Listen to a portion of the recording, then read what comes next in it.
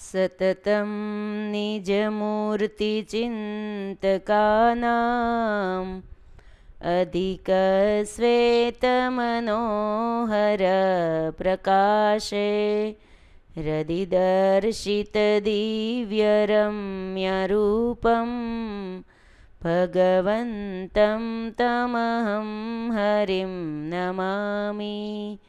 ઓમ અવતારિણે શ્રી સ્વામિનારાયણાય નમો નમઃ. શ્રી હરિકૃષ્ણાય ઘનશ્યામાય શ્રી સહજાનંદ સ્વામિને નમો નમઃ.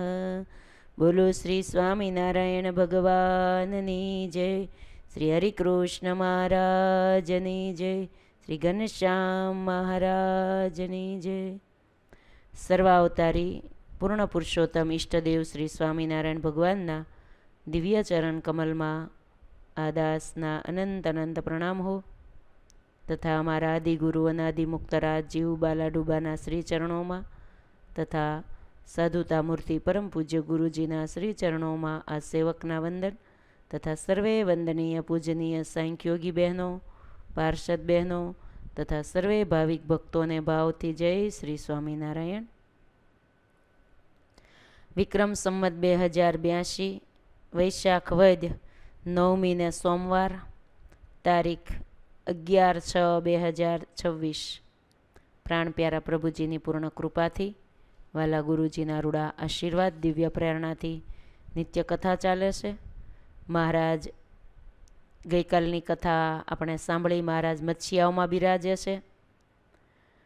ગામ બહાર તળાવને કાંઠે મહારાજ સભા કરીને બેઠા. સંતોએ કીર્તન ગાયા. સંધ્યા સમયે આરતી કરીને મહારાજ તાળી વગાડીને ધૂન કરી. પછી મહારાજ ઊભા થઈને જતાં જતાં એટલું કહેતા ગયા કે આજ બધા વહેલા સ્નાન કરી લેજો, હિમાલય દર્શન કરવા આવવાના છે. આમ કરીને મહારાજ ઉતારે જઈ અને પોઢી ગયા. ત્યાં આપણી કથા ઊભી છે. મચ્છિયાઓમાં મહારાજ બાપુભાઈના દરબારગઢમાં મેળા ઉપર ઉતારો છે, ત્યાં પોઢ્યા છે.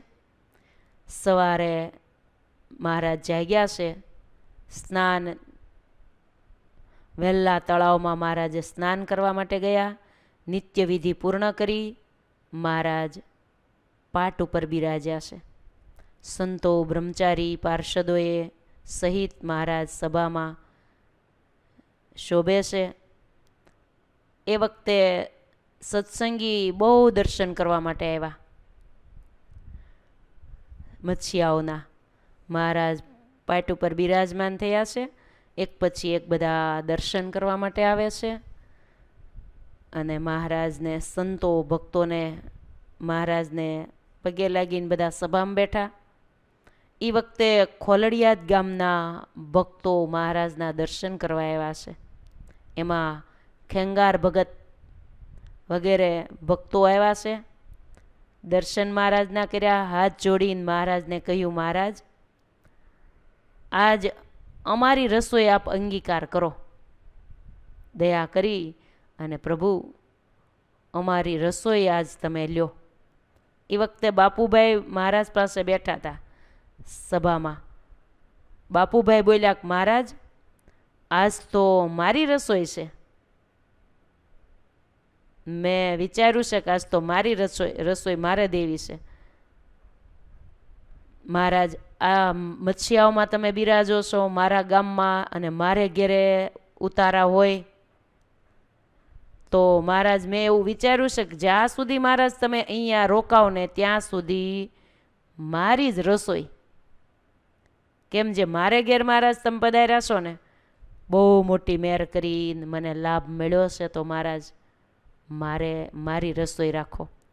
સંતો ભક્તોએ સહિત બધાને મારે દરરોજ મારા તરફથી જ. ત્યારે ખેંગાર ભગત નિર્માનીપણે કીધું, અમે આપના દર્શને મહારાજ અહીંયા મચ્છિયાવા આવ્યા છીએ સમૈયામાં, એટલે રસોઈનો સામાન અમે સીધું બધું સાથે લઈને આવ્યા છીએ કે આપણે મહારાજ સંતો ભક્તો બધાને જમાડવા છે. તો એ સીધા સામાનનું મહારાજ કેમ કરીએ? પાછું હવે અમારે થોડું લઈ જવાય. અમે મહારાજ સંતો અને આખા સંઘને જમાડવા માટે સીધું લાવ્યા છીએ. તો મહારાજ સીધું સામાન હવે એનું જેમ કરવાનું હોય એમ તમે કયો એમ કરીએ. પછી મહારાજે બાપુભાઈને સમજાવીને કીધું કે બાપુભાઈ, અમે તમારે ઘેર આવ્યા, તમારા દરબારમાં રહ્યા છીએ, અને વળી કાલ તો તમારી રસોઈ જમાતા, તો આજે આ ખોલડિયાદવાળા ભક્તો હેતથી સીધું લાવ્યા છે, તો એને આજે રસોઈ આપવા દો. વળી તમારી રસોઈ પાછા અમે રોકાણા જ છીએ ને, પાછા પરમ દિવસ કાલથી પાછી તમારી રસોઈ જમશું જ. ત્યારે બાપુભાઈ કહે, સારું મહારાજ, આપ જેમ રાજી હોય એમ કરો, ભલે આજે ભલે એ રસોઈ આપે, હું રાજી થઈને હા પાડું છું. પછી મહારાજે કીધું, ખેંગાર ભગત, આજ તો તમારી રસોઈ લેશું.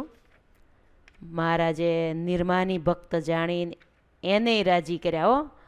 ત્યારે ખેંગાર ભગત બહુ રાજી થયા અને કીધું, મહારાજ આપના માટે થાળ અમારા ઉતારે અમે કરાવીએ.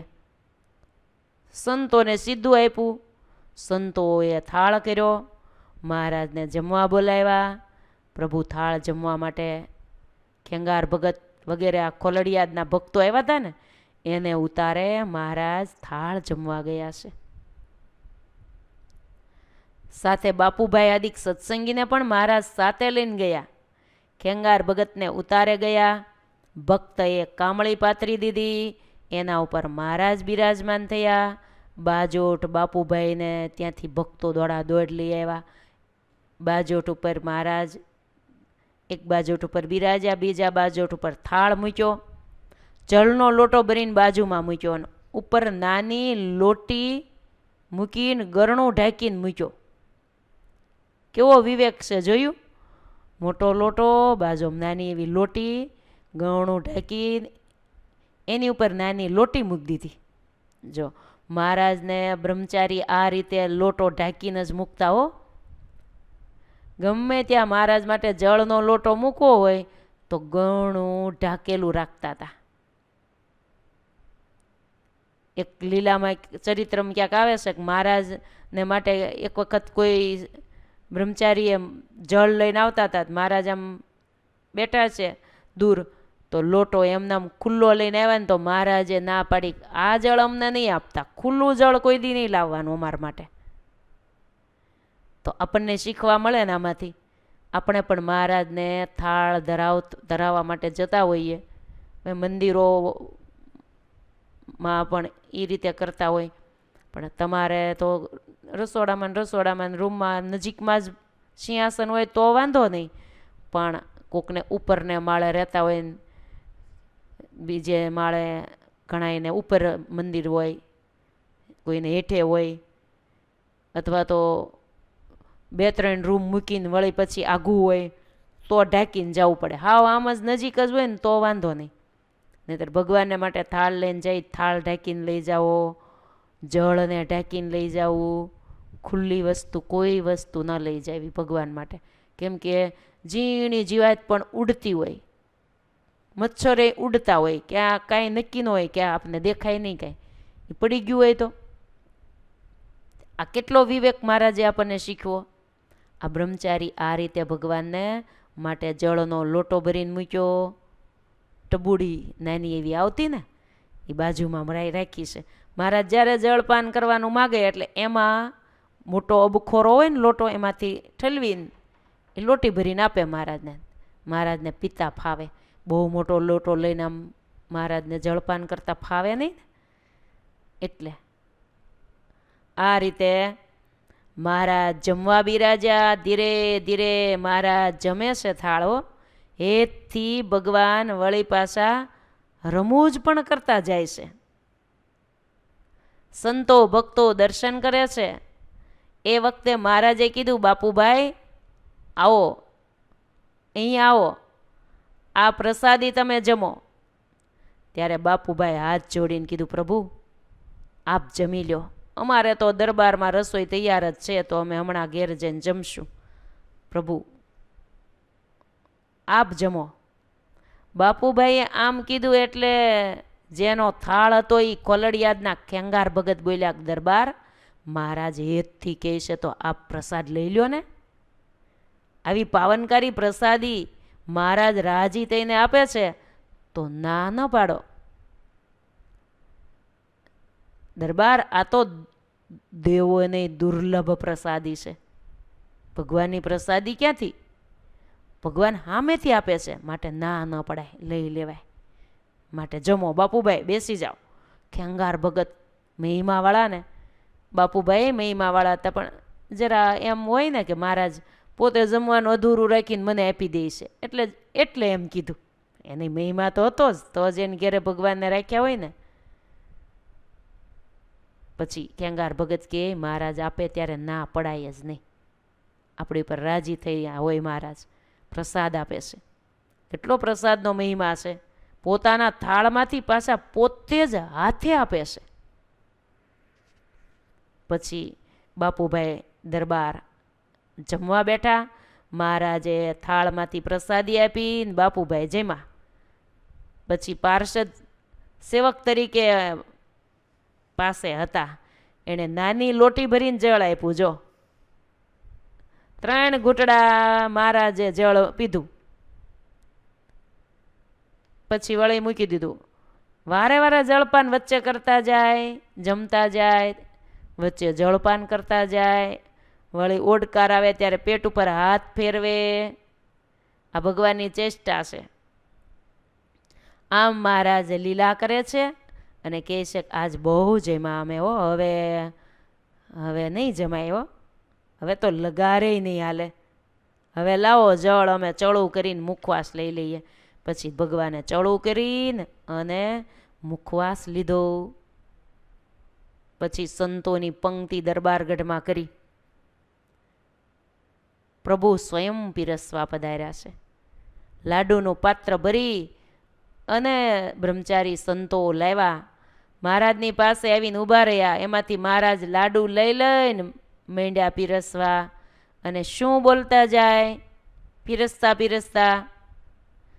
ગ્રંથકારે લખ્યું છે, બબે લાડુ કર માહી લઈ, બોલ્યા વાણી સંત પાસે જઈ. લ્યો ને લાડુ હે મહાપુરુષ, મહારાજો લાડુ લ્યો સરસ. એમ જનને હેતે જમાડે, પોતે પીરસીને હાર પમાડે. સંતને શિર મૂકે છે હાથ, અતિ કૃપા કરે કૃપાનાથ. વળી રમૂજ કરતા જાય, ફરે પંગતમાં સુખદાય.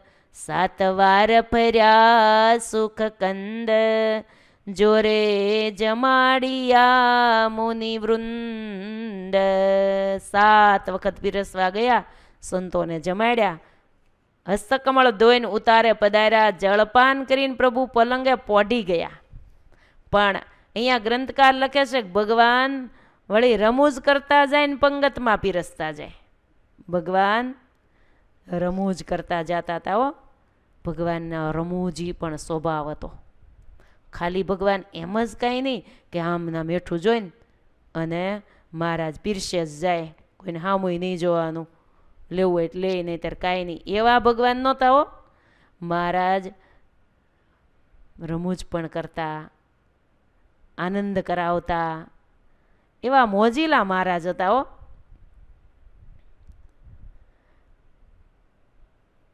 ભગવાન સંતો પાસે સંતોને આવા લાડ લડાવતા હતા. એમાંય સુરા ખાચર ને બ્રહ્માનંદ સ્વામી હોય એટલે તો પછી વાત જ શું કરવી મહારાજની.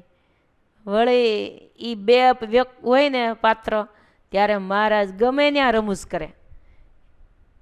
સુરા ખાચર સુરા બાપુને મહારાજે એકવાર પૂછ્યું, સુરા ખાચર તમને કયો રાગ બહુ ગમે?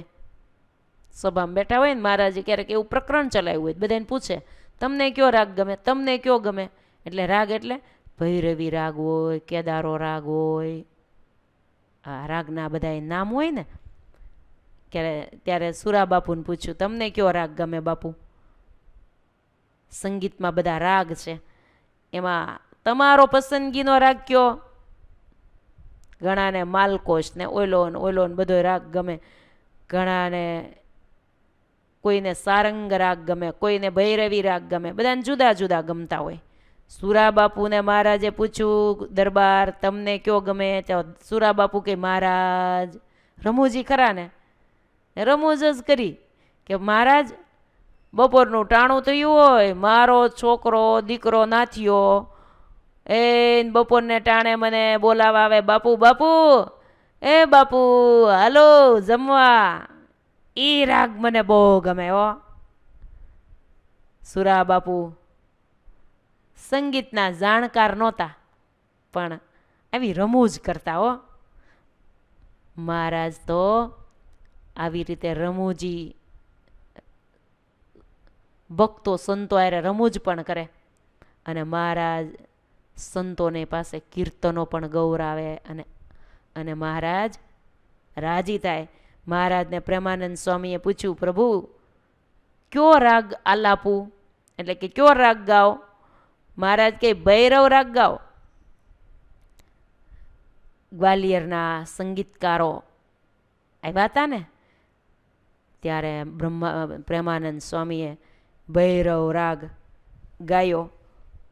કારણ કે ભૈરવ રાગ છે ને એ હંમેશા સવારે જ ગવાય, તો તમને ખબર છે ને. પ્રાત થયું ને પંખી બોલ્યા, હે જાગો જીવન મારા રે. પ્રાત થયું ને પંખી બોલ્યા, મહિવલો વાદેનું દોવા, ઉઠી મહિયારી રે. માવત મારું મુખડું જોવા, હે આવી ઊભી બારી રે. પ્રાત થયું ને પંખી બોલ્યા. આ ભૈરવી રાગ કહેવાય, આ સવારે જ ગવાય. અમુક રાગ અમુક સમયે જ ગવાતા હોય. પ્રેમાનંદ સ્વામી પૂછ્યું, ગ્વાલિયરના ગવૈયા આવ્યા કે તમારા સંતો બહુ કહેવાય છે, ગાવામાં વખણાય છે, તો સ્વામિનારાયણ ભગવાન તમારા સંતોને કયો ગાન કરે. મહારાજને પ્રેમાનંદ સ્વામીએ પૂછ્યું, મહારાજ તમે કયો ઈ હું રાગ ગાઉં? તો મહારાજ તો બોલ્યા, ભૈરવ રાગ ગાઓ. ભૈરવ રાગ સવારે જ ગાવાનો હોય, આ તો બપોરનું ટાણું હતું.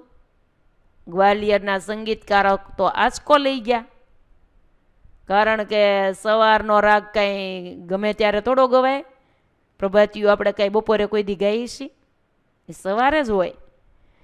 રાગના બધાય પ્રહર હોય, 11 વાગે, 12 વાગે, 1 વાગે, 2 વાગે, એમ જેમ જેમ સમય બદલાય એમ એમ રાગ પણ બધા બદલાય.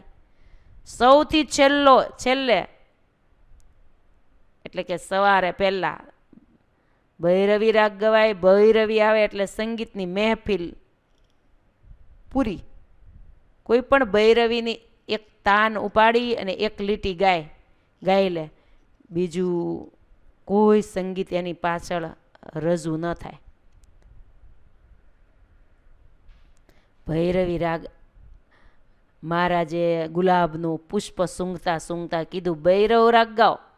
ગ્વાલિયરના સંગીતકારો એકબીજાની સામું જોવા માંડ્યા કે આપણે આ ક્યાં અહીંયા ભરાઈ ગયા. જેને એ પણ ખબર નથી કે કયો રાગ ક્યાં સમયે ગાવો, એને ત્યાં આપણને આ અમુકે કીધું કે ત્યાં બહુ ગવૈયા હારા છે, આપને સાંભળવા મોકલ્યા.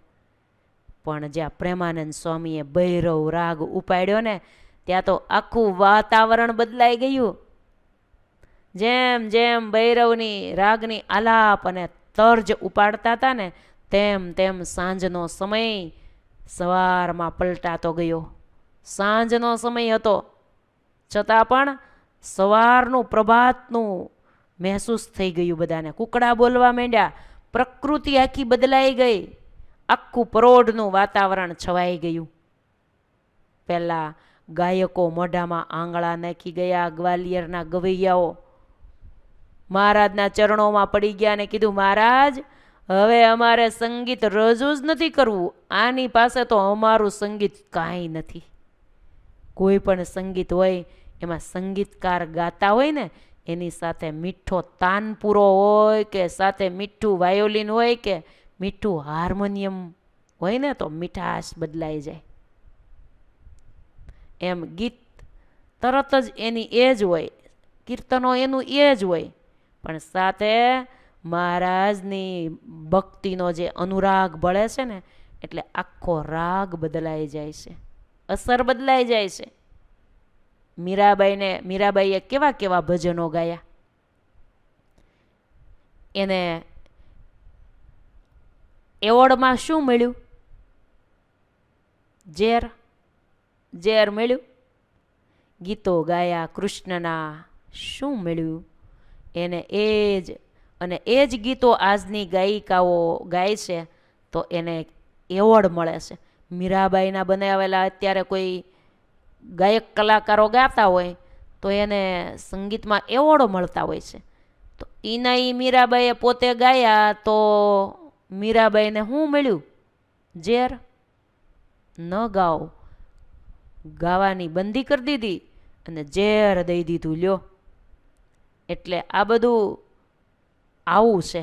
તાનસેને સુંદર મજાનું સંગીત રજૂ કર્યું ત્યારે પ્રકૃતિ ડોલી ગઈ હતી, એવું કામ કર્યું. સંગીત પૂરું થયું ત્યારે આપણા શાસ્ત્રોનો નિયમ છે કે કોઈને મફત ક્યારેય સંભળાય નહીં. એટલે વિઠ્ઠલનાથજી પ્રભુએ એક થાળીમાં 500 રૂપિયા નગદ ચાંદીના એ જમાનામાં ચાલતા હતા. એ બધું સરસ મજાના રેશમી રૂમાલ સાથે તાનસેનને ભેટમાં આપ્યું. આ તાનસેન નામના એક સંગીત કલાકાર હતા. વલ્ભાચાર્યજીનું નામ આપણે સાંભળ્યું જ છે. વલ્ભાચાર્યજીના પુત્ર વિઠ્ઠલનાથજી મહાપ્રભુ હતા, હવેલીમાં બિરાજમાન હતા. એ વખતે તાનસેન નીકળ્યા. કોઈએ વાત કરી કે અહીંયા સુંદર હવેલી છે, વિઠ્ઠલનાથજી પ્રભુ બિરાજે છે, તો અહીંયા આવો. તો તાનસેન ત્યાં આવ્યા અને ઠાકોરજી આગળ સંગીત રજૂ કર્યું. તાનસેને પોતે ઉત્તમ સંગીતકાર, એની કોઈ જોડ ન જડે એવા સંગીત તો ભગવાન કૃષ્ણને પણ પ્રિય, મહારાજને પણ પ્રિય હતું. અને એવું સંગીત ગાયું તો તાનસેને સુંદર સંગીત રજૂ કર્યું તો પ્રકૃતિ ડોલી ગઈ. અને પૂરું થયું સંગીત એટલે મફત ન સંભળાય એ ન્યાયે વિઠ્ઠલનાથજી પ્રભુએ એક થાળીમાં 500 રૂપિયા નગદ નાણું ચાંદીના, એ જમાનામાં ચાલતા હતા, બધું સરસ મજાના રેશમી રૂમાલ સાથે તાનસેનને ભેટ આપ્યા. વિઠ્ઠલનાથજીએ કહ્યું, લ્યો અમારા તરફથી આ ભેટ સ્વીકારો. તાનસેને કીધું, અરે રે પ્રભુ. વિઠ્ઠલનાથજી બોલ્યા, ના ન પાડો, સ્વીકારી લ્યો. આપે તો કલા રજૂ કરી તો અમારે કંઈક અર્પણ તો કરવું જોઈએ ને. તાનસેને લીધું પણ વિચાર થઈ ગયો કે શું આપ્યું. આમ જ્યાં ખોલ્યું ને ત્યાં રૂપિયાનો ઢગલો, પણ જીવ બીજી જ ક્ષણે ઝાંખો પડી ગયો. તાનસેન ગાયક, અકબરના દરબારના 9 રત્નમાંનું એક રત્ન કહેવાય. એ પાછા જેટલો ગાયક હોય એટલા ટેલેન્ટ પણ હોય. આંચકો લઈ ગયા. કેમ? એ 500 રૂપિયા મૂક્યા હતા ને એની બરાબર વચ્ચે એક બીજું ક્યાંય એમના મૂકેલું, જે આપણે ગાયો ભેંસો અને બકરીને શિંગડે બાંધીએ ને એ કોડી વચ્ચે મૂકેલી 500 રૂપિયાની વચ્ચે. થાળ નીચે મૂકી તાનસેન બોલ્યા, પ્રભુજી માફ કરના, આપને भेंट दिया सो मैंने ले लिया, पर ये क्यों किया? ये मेरा अपमान नहीं है, अपमान तो नहीं है ना? એ દેને કી ક્યાં જરૂરત થी. વિઠ્ઠલનાથજીએ કહ્યું, અપમાન ન માનો, આ એક ઉપદેશ છે. શું?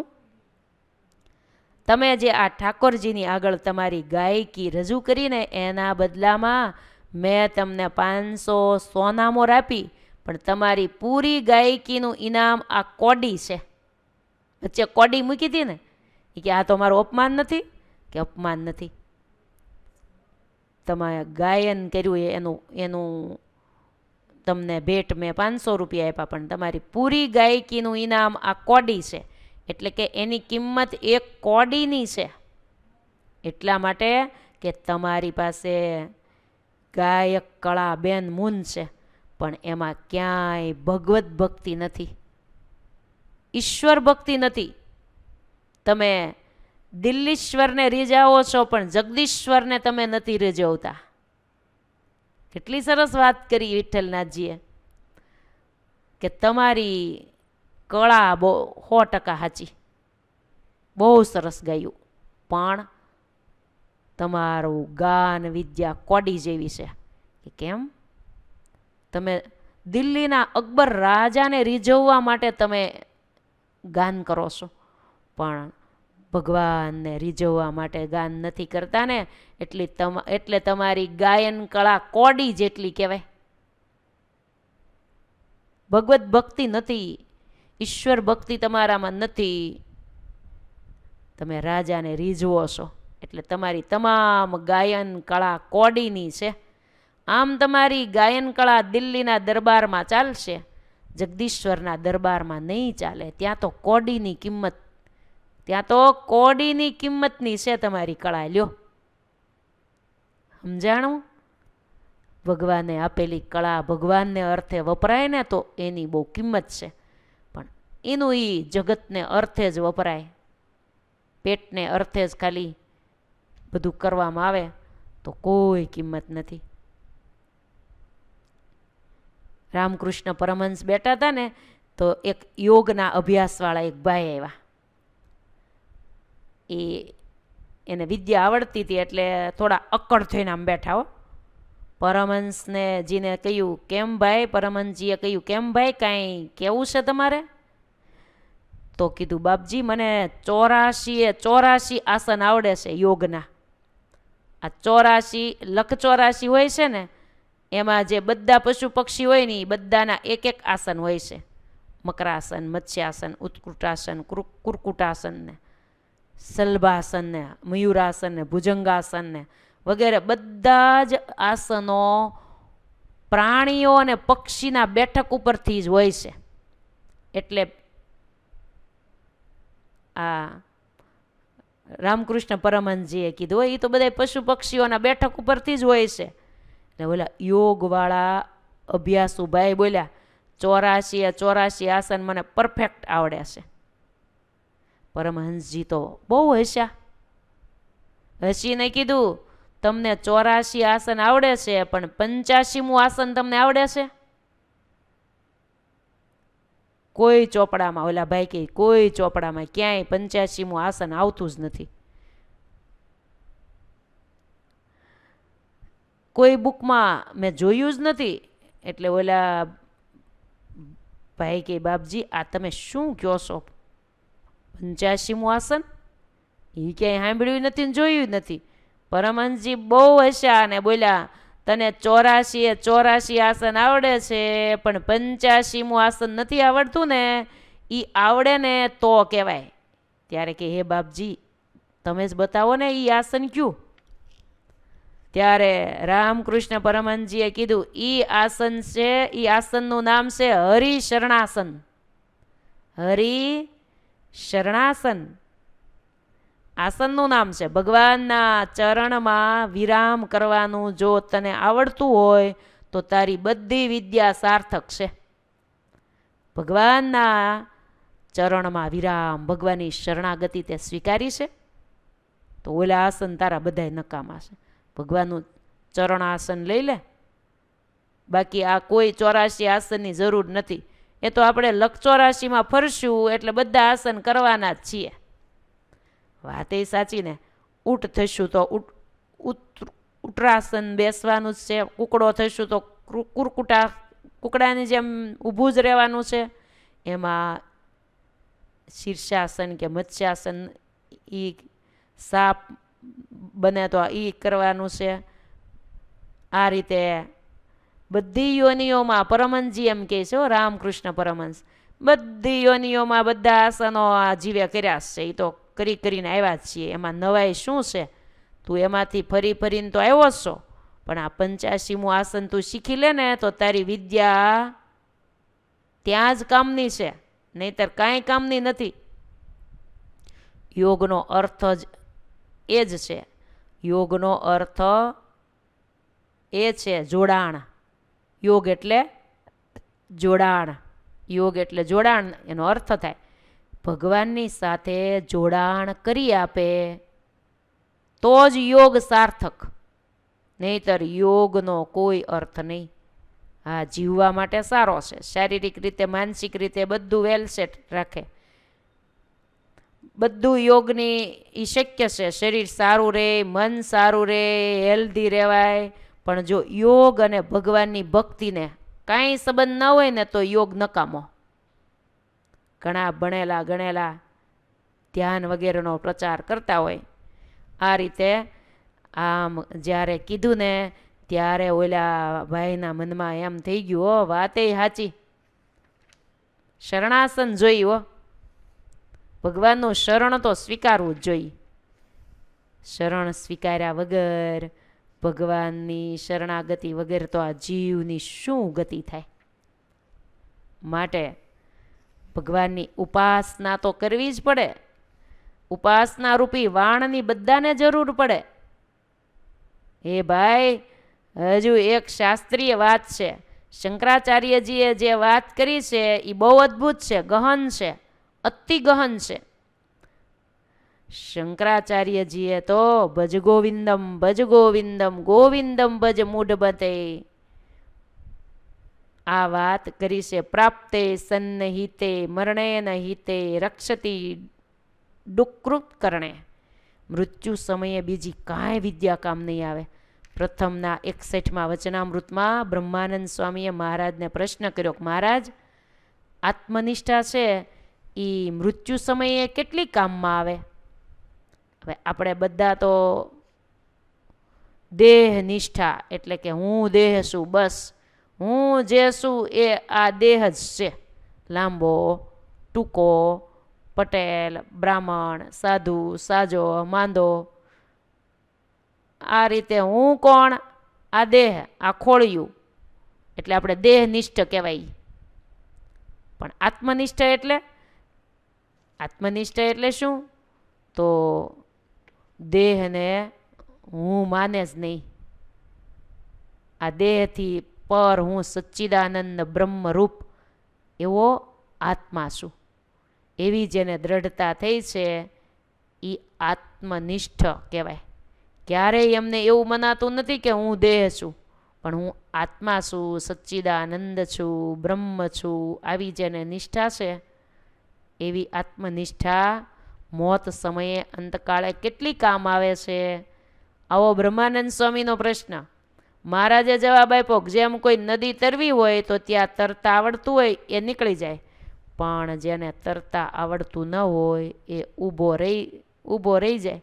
પણ દરિયો તરવો હોય તો જેને તરતા આવડતું હોય એ ઊભો રહી જાય, તરતા ન આવડતું હોય એ ઊભો રહી જાય. એમ ભૂખ, તરસ, તાઢ, તડકો, સુખ, દુઃખ, માન, અપમાન વગેરે આ સંસારના બધાય તાપ છે એ નદીઓ જેવા છે.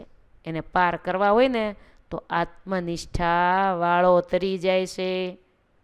અને દેહમાં સુખ દુઃખ રોગ આદિ માંદગી આવે તો આત્મનિષ્ઠા વાળો એને તરી જાય. પણ સ્વામી, મૃત્યુ સમય એ તો દરિયા જેવો છે, ત્યાં આત્મનિષ્ઠા કાંઈ કામમાં આવતી નથી.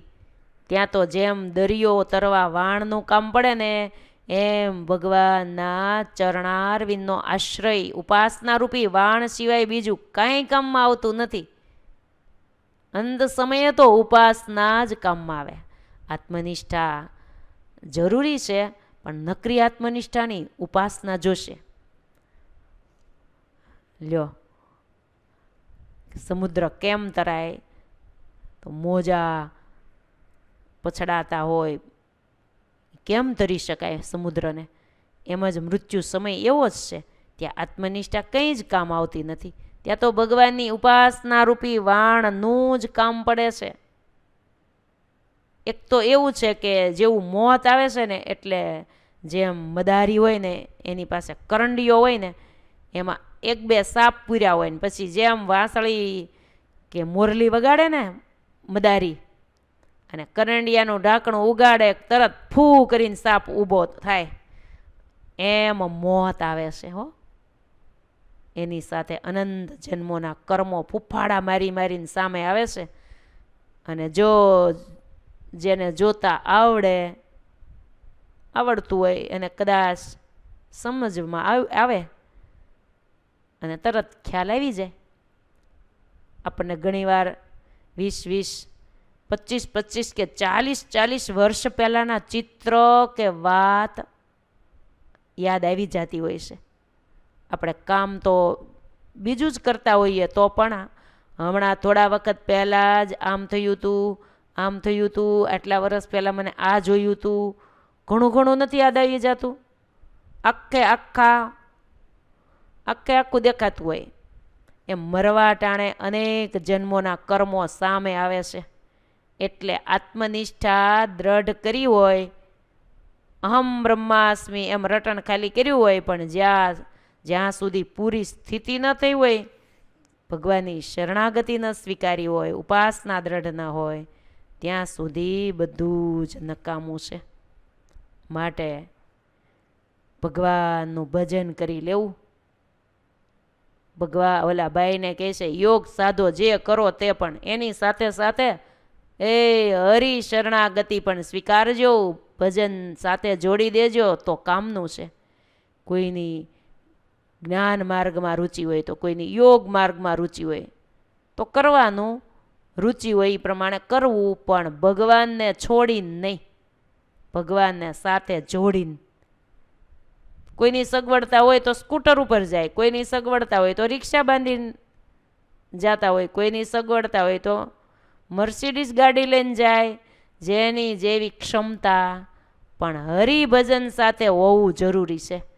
ગાડીવાળાને ભજન કરવું પડે, રિક્ષા લઈને જતા હોય તો એને ભજન કરવું પડે, કારણ કે કોણ ક્યાં ને ક્યારે ઊંધો પડી જશે માણસ,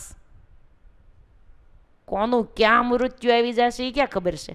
વાહન ગમે ત્યાં હોય, આપણે પછી ગમે ત્યાં જતા હોઈએ અને ગમે ત્યાં હોઈએ. મેન ઇમરજન્સી કયું છે? ભજન.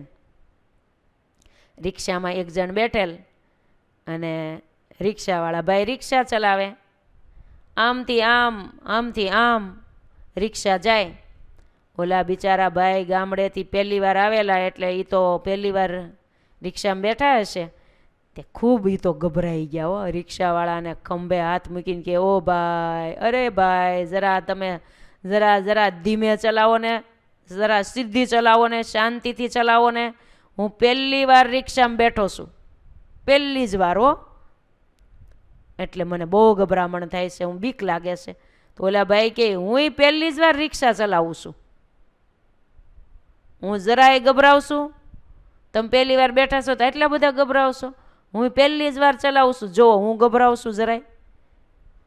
આ તો એક દ્રષ્ટાંત છે. એમ મોત ગમે ત્યારે આવી શકે છે. એટલે ગાડી હોય, મોટર હોય, રેલવે હોય કે ચાર્ટર પ્લેન હોય કે ગમે એમાં બેઠા હોઈએ, પણ હરિભજન બધાને જરૂરી છે. હરિભજન કરતાં બધા વાહનમાં બેસીએ, બધું કરીએ. આપણે સમજવાનું એ છે કે આપણે જે કંઠી પહેરીએ અને વિધિવત આપણે વર્તમાન ધારણ કરીને, ગુરુ ધારણ કરીને કંઠી પહેરીએ છીએ, ભગવાનનો આશરો સ્વીકારીએ છીએ, એ વાત આપણને સામાન્ય કદાચ લાગતી હોય, પણ બહુ મહત્વની છે હો. કેમ કે સામાન્ય વિધિ અને સાવ સરળ હાથમાં માળા લઈને સ્વામિનારાયણ ભજન કરવાનું, બસ આપણને લાગે સરળ. નહીં ભૂખ્યું રહેવાનું, નહીં તપ કરવાનું, નહીં ઊંધે પગે લટકવાનું, નહીં વન વગડે જવાનું, કાંઈ નહીં. એક હાથે તમારે દૂધનો ગ્લાસ પીતા જાઓ, આઈસ્ક્રીમની ઝપટ મારતા જાય. અરે આમ કરતાં કરતાં ભગવાનનું સ્મરણ ભજન કરતાં કરતાં સીધે સાદું ભજન કરતાં કરતાં ખાતા પીતા ભજન કરતાં ભગવાનને પામી જવાનું કેટલો મહિમા છે એ જોવાની જરૂર છે. લાગે છે સામાન્ય, હાથમાં પાણી દીધું, મંત્ર બોલ્યા ને કંઠી પહેરાવી, લાગે સામાન્ય, પણ ભગવાનની શરણાગતિનો મહિમા કેટલો છે. સામાન્ય નથી હો. ખબર નથી કે કેવડું મોટું કામ કરે છે, પણ વિધિવત ભગવાનને આશ્રય થવું પડે હો. કંઠી હાથે પહેરી લેવી એ બરાબર નથી. આપણને એમ થાય ક્યાંક સ્ટોરમાં હશે, હાલો ને અહીંયા કંઠી હારી મળે છે, લઈ લઈ. એમને આમ પહેરી લીધી એનો કાંઈ મહિમા નહીં હો. મનમાની કંઠી આપણે લઈ લીધી ને પહેરી લીધી, બસ આમ નહીં. પણ વિધિવત, દાખલા તરીકે આ સંસારમાં કોકને જોડાવવું હોય, મનમાન્યું પોતપોતાની રીતે પોતે નક્કી કરીને જોડાઈ જાય, એ વિધિવત લગ્ન છે કહેવાય. વિધિવત લગ્ન કરવા પડે, વચ્ચે ગોર દાદા હોવા જોઈએ. પણ એમના આમ ઓલું થઈ જાય, લગ્ન ન કરવા પડે ને એમાં કંઈ ગોરદાદાની જરૂર ન પડે. એમ ભગવત આશ્રય પણ વિધિવત ગુરુ પાસે જઈને સ્વીકારવો જરૂરી હો. જેમ લગ્નમાં ગોરદાદાની જરૂર પડે ને, એમ જ આધ્યાત્મિક માર્ગમાં ગોરદાદાની જગ્યાએ ગુરુ જોઈ. ગુરુ વિના જ્ઞાન રે ન પામે મનમુખી. માટે કંઠીને આપણે સામાન્ય નહીં માનવાની. કંઠી તો આપણી વરમાળા છે. કોઈ સ્ત્રીએ પોતાના પતિની હાથે હથેવાળો મેળવ્યા પછી એની વરમાળા પહેરે, લગ્ન થાય ત્યારે વરમાળા પહેરાવે ને, એનો એને કેટલો કેફ હોય. એમ ભગવાનની કંઠી છે ને, એ તો આપણી વરમાળા છે, એનો આપણે કેપ રાખવાનો. કંઠી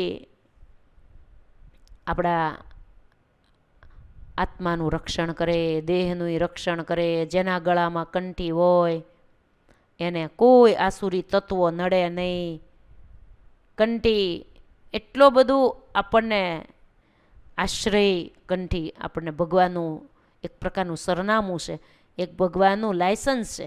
લાયસન્સ વગર કોઈ ગાડી ચલાવતા હોય તો ગાડીમાં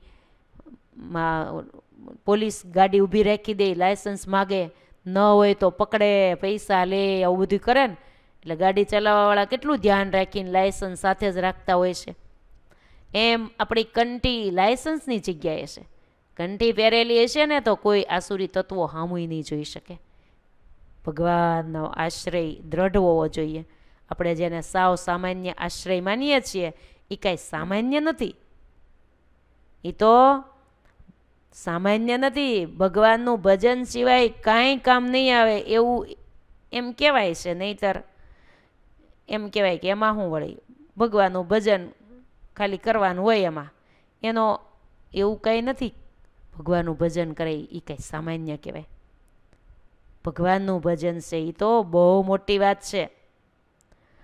પોતાના આત્મનિષ્ઠાવાળો હોય કે ઓલા હોય, ગમે એ હોય, પણ ભગવાનનું ભજનનો આશરો તો દ્રઢ હોવો જ જોઈએ.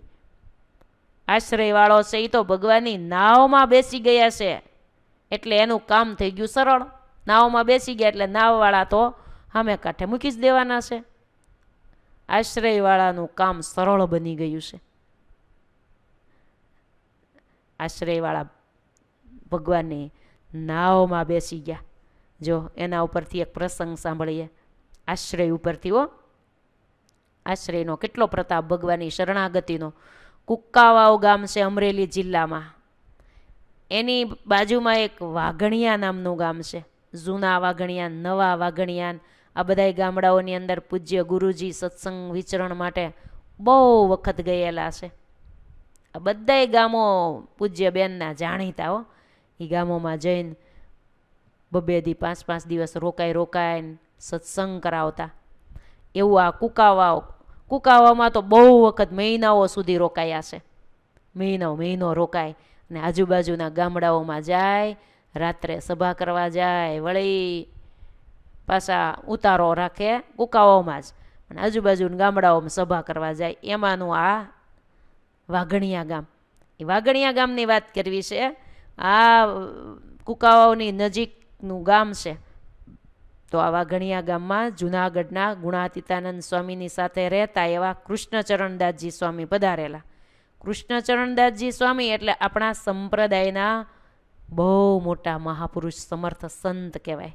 અતિ સમર્થ, હરિમૂર્તિમાં ખોવાઈ ગયેલા સંત કહેવાય. પલાટી વાળીને બેસે કે ન બેસે, અખંડ ખુલ્લી કે બંધ આંખે ભગવાન સ્વામિનારાયણનો અખંડ રસ પીનારા સંત. આવો અખંડ રસ પીવે એવા મહાસમર્થ સંત એટલે કૃષ્ણચરણદાસજી સ્વામી. વાઘણિયા આવ્યા. હવે એ વખતે બન્યું શું, ગામમાં એક વાલાભાઈ વસોયા કરીને એક ભાઈ બહુ બીમાર, અને પીડા પણ એટલી થાય, એવી પીડા થાય કે ન બેસાય, ન ઉઠાય, ન સુવાય, ન કોઈ પ્રકારનું મૃત્યુ પણ નથી આવતું, જીવવું પણ કેમ એમાં શીશો પાડે હો. એમાં ક્યારેક ક્યારેક તો સ્વામી ત્યાં આવતા હોય ને એટલે નામથી જાણતા કૃષ્ણચરણ સ્વામી. આમ તો આ કૃષ્ણચરણ સ્વામીનું જન્મસ્થાન નાની કુકાવાઓ, અને આ મોટી કુકાવાઓની પાસે આ વાઘણિયા ગામ. પોતાના જન્મસ્થાનમાં તો ન જતા હોય, પણ આ અમરેલી જિલ્લાના ગામડામાં વિચરણ કરતા હતા આ સ્વામી. એટલે આ વાઘણિયા ગામમાં અવારનવાર આવતા હતા. એટલે અવારનવાર જે ગામમાં આવતા હોય એટલે અમુક ભક્તોને તો ઓળખતા તો હોય જ ને. ક્યારેક સત્સંગમાં બેઠા હોય, સાધુ સંતો માનીને બધાએ વાતો સાંભળવા માટે આવતા હોય, એવામાં કોઈ પાસેથી સાંભળ્યું કૃષ્ણચરણદાસજી સ્વામી આપણા ગામમાં આવ્યા છે. આ વાલાભાઈ વસોયા અવારનવાર આવતા હોય કથા સાંભળવા સ્વામીની. એટલે સાંભળવા મળ્યું કે હમણાં આજકાલ આવ્યા છે. એટલે આ વાલાભાઈને મનમાં એમ થયું કે એ બહુ મોટા સંત છે હો. એને જઈને કોક ભાઈ કયો ને કે આ મારું દુઃખ દૂર કરે, કયો ને સ્વામી અહીંયા આવે, મારો રોગ મટાડે, મને સાજો કરે. જઈને કોક કયો મારા વતી. કોઈક દયાળુ કોઈ હરિભક્તોએ સ્વામી પાસે જઈને સ્વામીને વાત કરી કે સ્વામી સ્વામી આ વાઘણિયા ગામમાં એક વાલાભાઈ વસોયા છે ને એ બહુ બીમાર થઈ ગયા છે, અતિ પીડાય છે, અને તમે આવ્યા છો ને એને ખબર પડી એટલે તમને યાદ કર્યા છે. કયો ને સ્વામીને અહીંયા આવીને મને દર્શન આપે ને મને સાજો કરે. સ્વામી કે એમાં શું, હાલો ને. કોક દુઃખી થતું હોય તો સાધુ તો પરોપકારી કહેવાય, અમે તો ભગવાનના પરોપકારી સંતો, હાલો હાલો એમ કહી સાથેના જોડના સંતોને સાથે લઈ હરિભક્તો સાથે ગયા એને ઘેરે. હો, સ્વામીને કેવી દયા આવી ગઈ. સ્વામી કે હાલો હાલો આપણે અત્યારે જ જઈએ. કૃષ્ણચરણ સ્વામી આવ્યા, એક ખુરશી મૂકી, સ્વામી બેઠા, વાલાભાઈની સામે જ ખુરશી નાખીને બેઠા, અને સામે નજર કરીને બોલ્યા. વાલાભાઈ કે આવી ગયા સ્વામી, મારા બાપ હારું છું આવ્યા તો. અરે સ્વામી દયા કરો ભાઈ સાહેબ, હવે મારું આ દર્દ મટાડો, હવે તો હું સહન કરી નથી શકતો. રડતા રડતા બોલ્યા. સ્વામી કે અબ ઘડી મટાડી દઉં વાલાભાઈ. સ્વામી રૂવાડે રૂવાડે દર્દ છે. સ્વામી કે હમણાં જ મટાડી દઉં, તમે ચિંતા ન કરો, મટાડી જ દઉં હો. વાલાભાઈ કે તો બસ સ્વામી બસ, પણ વાલાભાઈ મારી 2 શરત છે. મટાડી તો હમણાં દઉં, પણ 2 શરત છે, તમને માન્ય હોય તો કહું. અરે મા બાપ, તમે જેમ કહો એમ કરું, પણ આ દર્દમાંથી મને છુટકારો કરો. તમે જે કહો એ હું પાળું, પણ મારું દર્દ મટાડો. સ્વામી કે પહેલી શરત ઈ સ્વામિનારાયણ ભગવાનને શરણે થાવ, અને હું તમને કંઠી પહેરાવું. તમે સ્વામિનારાયણ ભગવાનનો શરણાગતિ સ્વીકારો, સત્સંગી થાવ. હા બાપા, એમાં શું વાંધો, હું સત્સંગી થાવ, લ્યો. તમારે જે વિધિ કરવાનો હોય ને મને વિધિ કરીને મને કંઠી પહેરાવી દો, લ્યો ભગવાને આશરે મને લઈ લ્યો. સ્વામી કે એક શરત તો આ કંઠી પહેરવાની થઈ, બીજી શરત સાંભળો, સત્સંગી થયા પછી તરત જ દેહ મૂકીને ધામમાં જવા તૈયાર થાવ. ત્યાં તો વાલાભાઈ કે હે સ્વામી ધામમાં? ના હો, મારે નથી મરવું, મારે નથી હજી મરવું, મને હાજો કરો, ધામમાં નથી જવું. સ્વામી કે તો પછી પીડાવો. ના ના બાપા એવું નથી, એ મારું દરદ તમે મટાડી દો સ્વામી, મારે મારા છોકરાને પરણાવવાનો બાકી છે હજી. સ્વામી કે ઓય રે, તમે તો તમારાને તો પરણાવ્યા, એનાને એ પરણાવશે, એની હું કામ ઉપાધિ કરો છો? મૂકી દો ને મમતા અને તૈયાર થઈ જાઓ. અબ ઘડી હમણાં મોકલી દઉં, દરદ માત્ર મટાડી અને તમને ભગવાનને સુખે સુખીઓ કરી દઉં. વાલાભાઈ કે સ્વામી એ બધું તો ઠીક, પણ મને હાજો કરો ને. મેં કીધું ને સ્વામી કે 2 શરત છે, આ 2 શરત માન્ય હોય તો હાજા કરીએ, નહીતર પીડા ભોગવો. ના ના ના સ્વામી ના હો. હરિભક્તો સાથે હતા ને એ બોલ્યા, હરિભક્તો કે અલ્યા અમને કહેતા નથી કે હાલો તૈયાર થઈ જાઓ, અમે આગળીએ લાંબા થઈને સૂઈ જાય. હરિભક્તો હારે હતા ને કે સ્વામી અમને કયો ને ધામમાં મોકલી દો એમ, હમણાં એના લાંબા થઈને સૂઈ જાય, ઘેરે કહેવાય ન જાય, તૈયાર જ છીએ એને નથી કહેતા. આને નથી જવું એને શું કામ કહો છો? આ દુનિયામાં સુખ શું છે? આ એક દુઃખ મટાડીએ, એક દુઃખ મટાડીએ ત્યાં તો બીજું આવે, બીજું મટાડીએ ત્યાં તો ત્રીજું આવે. હરિભક્તો કે વાલાભાઈ કેવા સમર્થ સંત કહી રહ્યા છે, આવો મોકો પછી મળવાનો છે? હાજુ થઈને કામ છે શું તમારે? તમે કદાચ હાજા થશો પછી છોકરાઓ તમને કાંઈ ઓછા હેરાન કરશે? શું થશે એ તમને કાંઈ ખબર છે? કેવા દેશકાળ આવશે, એક પીડા મટશે અને બીજી આવશે. એના કરતાં ભગવાનના ધામમાં જવામાં શું વાંધો છે?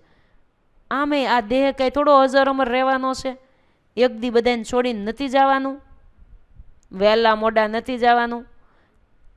તે અત્યારે આ પીડામાંથી છૂટીને ભગવાનના ધામને પામી જવા મળતું હોય, આવા સંત સામેથી આટલો આગ્રહ કરીને કહેતા હોય, અમને કહેતા નથી. કહેતા હોય ને તો અમે તો અત્યારે જોયા જઈએ એમ છીએ. વાંધો તમને શું છે? ભગવાન લેવા આવતા હોય તો આવા સાધુની હજુરમાં ભગવાનની હારો હાર તમને મોકલી દેતા હોય, ભગવાનની પાસે સુખિયા કરી દેતા હોય, તો આ શું મફતનો અહીંયા શું પીડ્યા છો? છોકરા તમને હાચવવાના છે? હાજા થયા પછી દુઃખી થઈ જશો, કોઈના નથી હાચવતા. માટે જાગી જાઓ. આમ બધું હરિભક્તોએ કીધું ને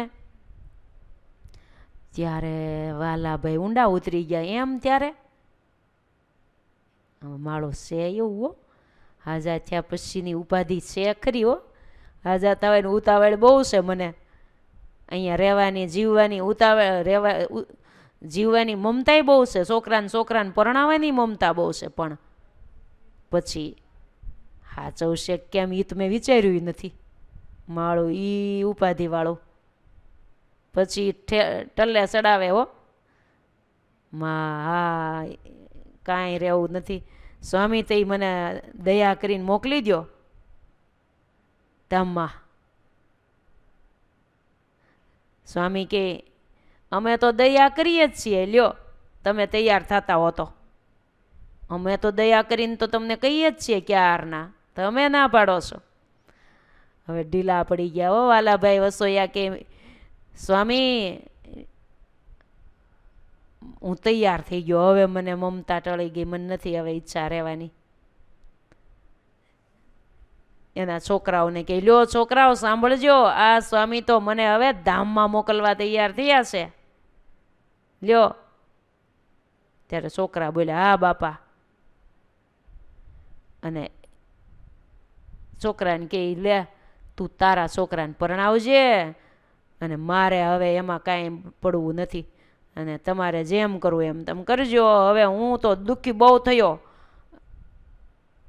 અને મને હવે આ સંત ધામમાં મોકલે છે, તો હવે હું જાઉં છું. હવે તમે તમારું સંભાળજો. સ્વામીને કે હાલો લ્યો સ્વામી, તે હવે મને મોકલી દો ધામમાં.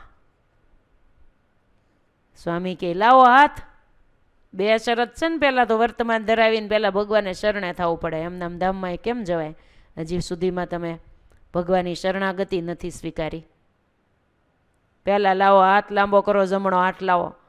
સ્વામીએ હાથમાં જળની અંજલિ મૂકી, શરણ મંત્ર બોલ્યા, જળ નીચે મુકાયું, પછી ગળામાં કંઠી પહેરાવી, હાથમાં માળા આપી, વાલાભાઈને માથે આમ હાથ જ્યાં સ્વામીએ ફેરવો અને એની આંખો બંધ કરી. સ્વામી કે હવે આંખ ઉગાડતા નહીં હો. સ્વામીએ માથે હાથ ફેરવીને કીધું આંખો બંધ કરજો, હવે આંખો ખોલતા જ નહીં, હવે આંખ ઉગાડતા જ નહીં. સ્વામિનારાયણ સ્વામિનારાયણ સ્વામિનારાયણ જપ જ શરૂ કરજો. જો હું હવે મંદિરે જાઉં છું, હું મંદિરે નહીં પહોંચું ને ત્યાં તો મારો વાલો તમને તેડવા આવશે, પણ આંખું ખોલતા નહીં, કોઈને જોતા નહીં, કોઈને સામું જગત હવે જોતા નહીં. હવે ભગવાનની મૂર્તિ સંભાળવા માંડો, સ્વામિનારાયણ સ્વામિનારાયણ મંડો કરવા. જો હું અહીં બેસી રહું તો પાછું સૂચક લાગે, આમ તમને અડીને બેઠા હોય તો. એટલે અમે સંતો અને હરિભક્તો જઈએ છીએ. તમે હવે આંખું બંધ કરીને એટલું જ બોલો, સ્વામિનારાયણ સ્વામિનારાયણ સ્વામિનારાયણ. કોઈને સંભાળતા નહીં હો, કાંઈ નહીં બીજું. હમણાં મહારાજને મેં પ્રાર્થના કરી છે, હમણાં જ તમને તેડી જશે. હજી મંદિરે એમ નહીં પૂગ્યા હોય ને ત્યાં. અને અમે અહીંયા બેસીએ, તમને સૂચક લાગે ને એટલે અમારે પાછું નાવું પડે, માટે જઈએ છીએ. સ્વામી જેવા બહાર નીકળ્યા, વાલાભાઈ વસોએ આંખો બંધ કરીને મીંડ્યા બોલવા, સ્વામિનારાયણ સ્વામિનારાયણ સ્વામિનારાયણ સ્વામિનારાયણ સ્વામિનારાયણ સ્વામિનારાયણ સ્વામિનારાયણ. અખંડ જપ શરૂ કરી દીધો. કૃષ્ણચરણ સ્વામી મંદિરેથી ચાલતા થયા, 50 ડગલા જેવું ગયા હશે, ત્યાં તો એનો દીકરો દોડતો દોડતો આવ્યો. સ્વામી સ્વામી, મારા બાપાએ કીધું કે ભગવાન મને સ્વામિનારાયણ તેડવા આવ્યા છે, પાઘ બાંધી છે, હાથમાં છડી છે, પાદુકા ઉપર ચડ્યા છે, શ્વેત વસ્ત્રો ધારણ કર્યા છે, હાથમાં ગુલાબનું પુષ્પ છે. હાલો હાલો, હું જાઉં છું ધામમાં. એ જય સ્વામિનારાયણ એમ કહીને ધામમાં વૈયા ગયા. લ્યો, આ જીવ સંસારી છે, ભગવાનને શરણે નથી, તો ઈ કેમ ભગવાનને પામે? જીવ સંસારી હોય, ભગવાનને શરણે હજી નથી થયો, તો એનું મૃત્યુ કેવું થાય? અને ભક્ત ભગવાનને શરણે થયા પછી એનું મૃત્યુ કેવું થાય? તો સારંગપુરના 14મા વચનામૃતમાં મહારાજે વાત કરી, ભગવાનને આશ્રય નથી, પછી ગમે તેવો હોય તો એનો જ્યારે દેહથી જીવ જુદો પડે ને, ત્યારે એને યમદૂતો જુદો કરે. એમના દૂતો આવીને જીવને દેહથી જુદો પાડે છે, અને તરત એને પ્રેતનો દેહ મળે છે. પ્રેતનો દેહ એટલે એમાં પૃથ્વી અને જળ એ 2 જ તત્વો હોય હો. આપણું શરીર છે ને એ પંચભૌતિક છે. પૃથ્વી, જળ, તેજ, વાયુ, આકાશ, 5 તત્વોથી બનેલો આપણો આ માનવ દેહ. પણ આનો આ માણસ પછી પ્રેતના દેહમાં જાય ને, આનો આ જીવ, તો પ્રેતના દેહમાં 2 જ તત્વનો દેહ છે, પૃથ્વી અને જળ, તેજ, વાયુ, આકાશ. આ 3 તત્વ નથી. તેજ, વાયુ ને આકાશ, આ 3 તત્વનું શરીર મળે જે ભગવાનના આશ્રય નથી. એ પ્રેતના શરીરે યમપુરીમાં જાય અને મહાકષ્ટને ભોગવે. પૃથ્વી અને જળ,